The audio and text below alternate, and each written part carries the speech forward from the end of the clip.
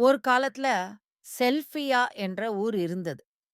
அங்க இருந்தவங்க எல்லாரும் ஒவ்வொருத்தர்கிட்டயும் கண்ணுக்கு தெரியாத ஒரு பெட்டிய மனசு வச்சிருந்தாங்க. அவங்க தினமும் ஒரு தங்க காச, நல்ல விஷயம், புது சிந்தனை சம்பாதிச்சு அந்த பெட்டிக்குள்ள போடுவாங்க. ஒரு நிமிஷம் அந்த பெட்டி மேல கை வச்சு யோசிச்சா போதும், பெட்டி பளபளன்னு பிரகாசிக்கும். அதுதான் அவங்களுடைய நிம்மதி. ஆனா இன்னைக்கு என்னாச்சு? நம்ம கையில இப்ப இருக்கிற சின்ன பெட்டி தான். போன் பெரிய வில்லன்.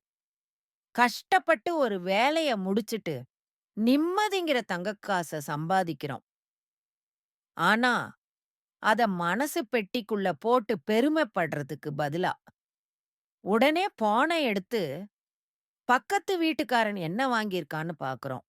மத்தவங்களோட வெற்றிய பார்த்ததும், நீ சம்பாதிச்ச நிம்மதி காச தூக்கி போட்டுட்டு, பொறாமைங்கிற குப்பைய மனசு பெட்டிக்குள்ள போட்டுடுற செல்ஃபியா மக்கள் எப்படி தங்கள் நிம்மதி பெட்டிய பார்க்க மறந்துட்டு, பிரகாசமான கண்ணாடிய ஃபோன் பார்த்தார்களோ, அதே மாதிரி நாமளும் மாறிட்டோம். நீதி மத்தவங்களுடைய வெளிச்சத்த பார்த்துட்டே இருந்தா, உன் மனசு பெட்டி வெளிச்சம் இழந்து இருட்டாயிடும்.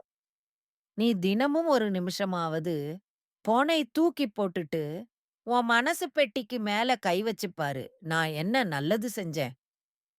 நான் நிம்மதியா இருக்கேனான்னு கேளு. உன்னோட தங்க நாணயம் உன் உழைப்பு மட்டும்தான். மத்தவங்க ஸ்டேட்டஸ் இல்ல. உள்ள என்ன இருக்குன்னு உனக்கு புரிஞ்சுட்டா, வெளிய நடக்கிற எந்த விஷயமும் உன்னை காயப்படுத்தாத. இந்த கதை உங்களுக்கு பிடிச்சிருந்தா, லைக் பண்ணிட்டு சப்ஸ்கிரைப் பண்ணிக்கோங்க.